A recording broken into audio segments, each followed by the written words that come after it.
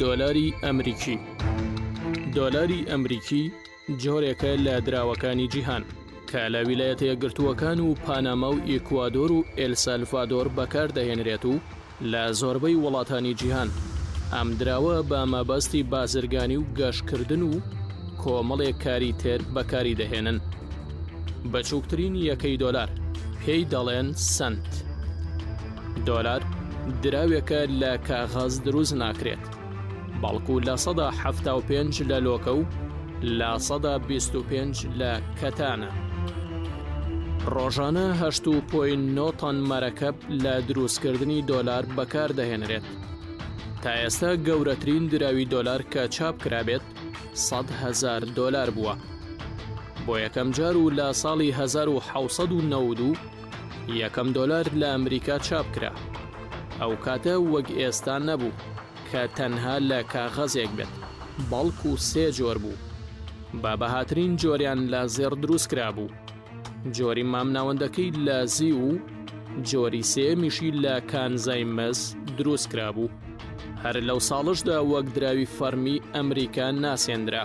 ئەم شێوازە بەردەوام بوو تا لە ساڵی 1861دا شەڕی ناوخۆ لە نێوان باکوور و باشووری ئەمریکا ڕوویدا و لەو کاتەدا حکوومەتی ناوەندی باکوور پێویستی بە پارە بوو. نەشی دەویست هەرچی زێڕ و زیوی هەیە لە دەستی بدات، بۆیە دۆلاری کاغەزی چاپ کرد کە ڕەنگێکی سەوزی هەبوو وەک ئەوەی ئێستا هەیە. تاوای لێهات لە کۆتایی شەڕەکەدا نزیکەی 461 ملیۆن دۆلار لە جۆری کاغەزی چاپکرا و دەرکرا بوو. دراوی دۆلار وێنەی چەندین سەرکردە و شوێنی مێژووی وڵاتان لەخۆ دەگرێت. ئەو کەسایەتیانش ڕۆڵی گەورەیان هەبووە لە پێشخستنی وڵاتەکەیاندا، وەک وەفایەک بۆ دەستکەوت و ماندووبوونیان ناووێنەیان لە سەردراوەکان دەهێڵدرێتەوە. چەندین وێنەی کەسایەتی و سەرکردەکانی ئەمریکا لەسەر دراوی دۆلار بوونی هەیە. لێرەوە ئاشنایان دەبین. جۆرج واشنتن بە باوکی ڕۆحی ئەمریکان ناو دەبرێت. یەکەم سەرۆکیشە کە وێنەی لەسەر دراوی ئەو وڵاتە بوونی هەیە و یەکێک بوو لە شۆڕژگێڕە بەناوبانکەکانی ئەمریکا و بە دامەزرێنەری ئەو وڵاتە دادەنرێت و یەکەمین سەرۆکی ئەمریکایە و وێنەکەی لەسەر دراوی 1 دۆلاری بوونی هەیە. تۆماس جیفرسۆن سێم سەرۆکی ئەمریکایە و بە یەکێک لە گەورەترین عەقڵە ڕۆشنگەرەکانی ئەو وڵاتە لە قەڵەم دەدرێت و لە سەردەمی ئەودا جوگرافیای ئەمریکا 2 هێندە زیادی کرد. وەک وەفایەک بۆ دەستکەوتەکانی وێنەکەی لەسەر 2 دۆلاری بوونی هەیە. ئەبراهام لینکۆڵن 16هەمین سەرۆکی ئەمریکایە.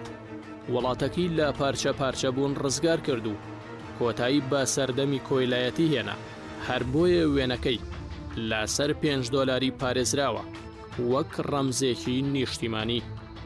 ئەلێکساندەر هامیلتۆن لە حکوومەتەکەی جۆرج واشنتن وەزیری دارایی بووە و بارودۆخی دارایی وڵاتی بەرەوپێش بردووە. یەکەم کەس بوو کە بانکی لە ئەمریکا دامەزراندووە. دەستکەوتەکانی بۆ گەلەکەی وای کردووە وێنەی لەسەر دراوی 10 دۆلاری دابنێن. ئەندرۆ جاکسۆن حوتەم سەرۆکی ئەمریکایە و کەسایەتێکی سەربازی و هاندەرێکی باش بووە بۆ پێشخستنی وڵاتەکەی.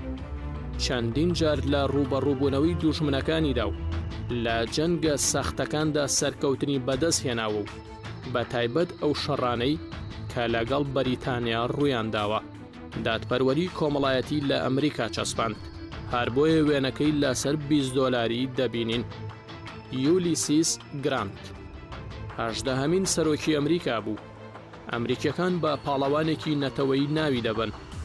ڕۆڵی گەورەی هەبوو لە کۆتایی هێنانی شەڕی ناوخۆی وڵاتەکەی کە بەهۆی ئەو شەڕەوە ئەمریکا لە لێواری دابەشبووندا بوو، هەر بۆیە وێنەکەی لەسەر 50 دۆلاری تا ئێستا پارێزراوە. بنجامین فرانکلین یەکێک بوو لە ڕۆشنبیرە بەناوبانگەکانی ئەمریکا. کتێبخانەی هاوبەشی لە ئەمریکا دامەزراند و باشداری لە چەندین داهێنان و دۆزینەوەدا کردووە. زانایەکی گەردوونزانی و فیزیایی بووە. بۆ هێلجیەکەی شانازی ئەمریکیەکانە و وێنەکەی لە سەر $100 پارێزراوە تا ئەمڕۆ.